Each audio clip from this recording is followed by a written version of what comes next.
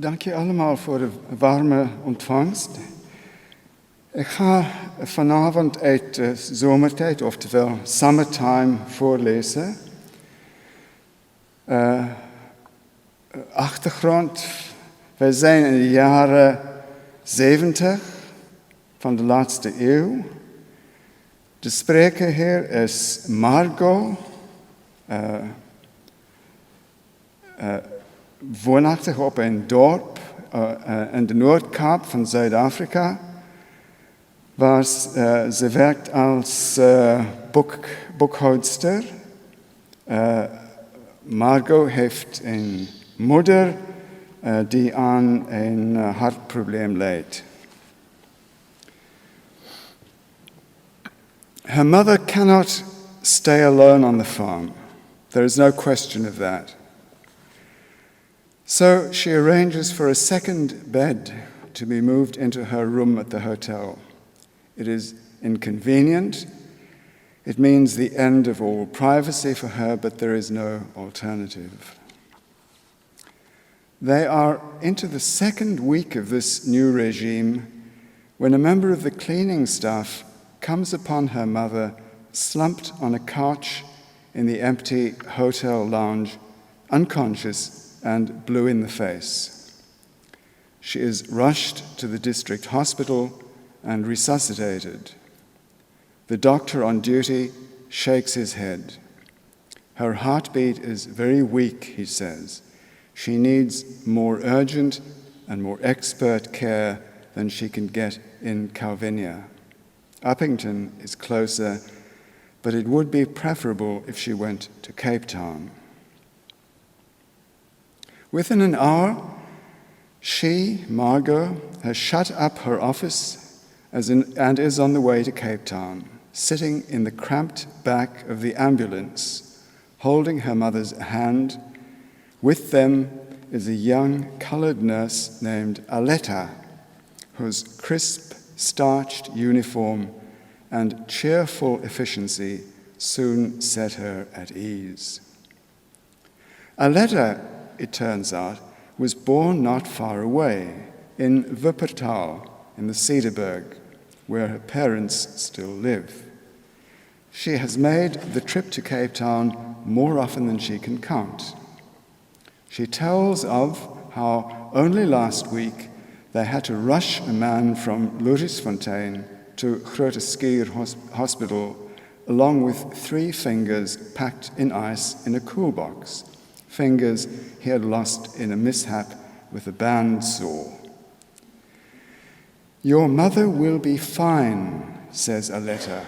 Coetzee, only the best. At Clan William, they stop for petrol. The ambulance driver, who is even younger than Aletta, has brought along a thermos flask of coffee. He offers her, Margot, a cup, but she declines. I'm cutting down on coffee, she says. A lie. It keeps me awake. She would have liked to buy the 2 of them a cup of coffee at the cafe, would have liked to sit down with them in a normal, friendly way. But of course, one could not do that without causing a fuss. Let the time come soon, O Lord, she prays to herself, when all this apartheid nonsense will be buried and forgotten. They resume their place in the ambulance. Her mother is sleeping. Her color is better. She is breathing evenly beneath the oxygen mask. I must tell you how much I appreciate what you and Johannes are doing for us, she says to Aletta. Aletta smiles back in the friendliest of ways, with not the faintest trace of irony. She hopes for her words to be understood in their widest sense, with all the meaning that, for very shame, she cannot express. I must tell you how grateful I am for what you and your colleague are doing for an old white woman and her daughter, 2 strangers who have never done anything for you, but on the contrary have participated in your humiliation in the land of your birth, day after day after day. I am grateful for the lesson you teach me through your actions, in which I see only human kindness, and above all, through that lovely smile of yours. They reach the city of Cape Town at the height of the afternoon rush hour. Though theirs is not, strictly speaking, an emergency, Johannes nevertheless sounds his siren as he coolly threads his way through the traffic. At the hospital, she trails behind as her mother is wheeled into the emergency unit. By the time she returns to thank Aletta and Johannes, they have left, taken the long road back to the Northern Cape. When I get back, she promises herself, meaning when I get back to Calvinia, I will make sure I thank them personally. But also, when I get back, I will become a better person. That I swear. She also thinks, who was the man from Louriesfontein who lost the 3 fingers? Is it only we whites who are rushed by ambulance to a hospital?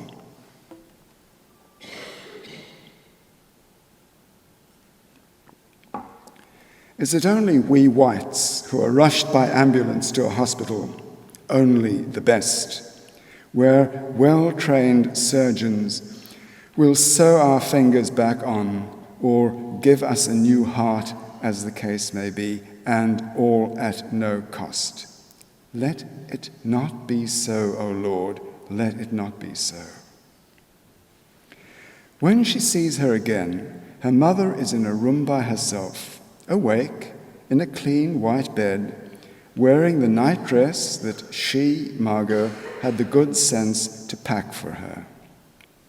She has lost her hectic colouring, is even able to push aside the mask and mumble a few words. Such a fuss. She raises her mother's delicate, in fact rather babyish hand to her lips. Nonsense, she says. Now Ma must rest. I'll be right here if Ma needs me. Her plan is to spend the night at her mother's bedside, but the doctor in charge dissuades her. Her mother is not in danger, he says. Her condition is being monitored by the nursing staff. She will be given a sleeping pill and will sleep till morning. She, Margot, the dutiful daughter, has been through enough. Best if she got a good night's sleep by herself. Does she have somewhere to stay? She has a cousin in Cape Town, she replies. She can stay with him.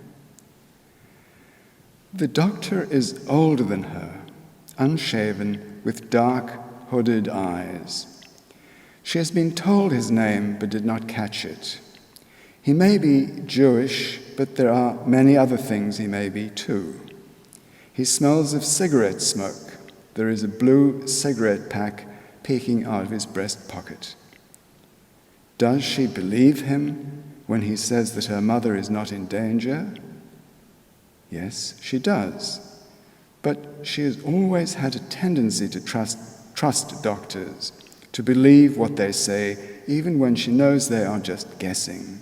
Therefore, she mistrusts her trust. Are you absolutely sure there is no danger, doctor? She says. He gives her a tired nod. Absolutely, indeed. What is absolutely in human affairs? In order to take care of your mother, you must take care of yourself, he says. She feels a welling up of tears, a welling up of self-pity too. Take care of both of us, she wants to plead. She would like to fall into the arms of the stranger, to be held and comforted. Thank you, doctor, she says. She calls her cousin John from a public telephone. "I'll come and fetch you at once," says John. "Stay with us as long as you like." Years have passed since she was last in Cape Town. She has never been to Tokai, the suburb where he and his father live. Their house sits behind a high wooden fence, smelling strongly of damp rot and engine oil. The night is dark, the pathway from the gate unlit. She takes his arm to guide her. "Be warned," he says, "it is all a bit of a mess." At the front door, her uncle awaits her. He greets her distractedly. He is agitated in the way that she is familiar with among the Coetzees, talking rapidly, running his fingers through his hair. "Ma is fine," she reassures him. "It was just an episode." But he prefers not to be reassured. He is in the mood for drama. John leads her on a tour of the premises. The house is small, ill-lit, stuffy. It smells of wet newspaper and fried bacon. If she were in charge, she would tear down the dreary curtains and replace them with something lighter and brighter. But of course, in this men's world, she is not in charge. He shows her into the room that is to be hers. Her heart sinks. The carpet is mottled with what look like oil stains. Against the wall is a low, single bed, and beside it, a desk on which books and papers lie piled higgledy-piggledy. Glaring down from the ceiling is the same kind of neon lamp they used to have in the office in the hotel before she had it removed. Everything here seems to be of the same hue, a brown verging in one direction on dull yellow and in the other on dingy grey. She wonders whether the house has been cleaned, properly cleaned, in years. Normally this is his bedroom, John explains. He has changed the sheets on the bed. He will empty 2 drawers for her use. Across the passage are the necessary facilities. She explores the necessary facilities. The bathroom is grimy, the toilet stained, smelling of old urine. She is famished. John offers her what he calls French toast, white bread soaked in egg and fried, of which she eats 3 slices. He also gives her tea with milk that turns out to be sour. She drinks it anyway. Her uncle sidles into the kitchen wearing a pajama top over his trousers. "I'll say good night, Margie," he says. "Sleep tight, don't let the fleas bite." "I'm restless," she says to John. "Shall we go for a walk? I've been cooped up in the back of an ambulance all day." He takes her on a ramble through the well-lit streets of suburban Tokai. The houses they pass are all bigger and better than his. "This used to be farmland not long ago," he explains. "Then it was subdivided and sold in lots. Our house used to be a farm labourer's cottage. That's why it is so shoddily built. Everything leaks, roof, walls. I spend all my time doing repairs. I'm like the boy with his finger in the dike." Why not buy a better house? Write a book, write a bestseller, make lots of money. It is only a joke, but he chooses to take it seriously.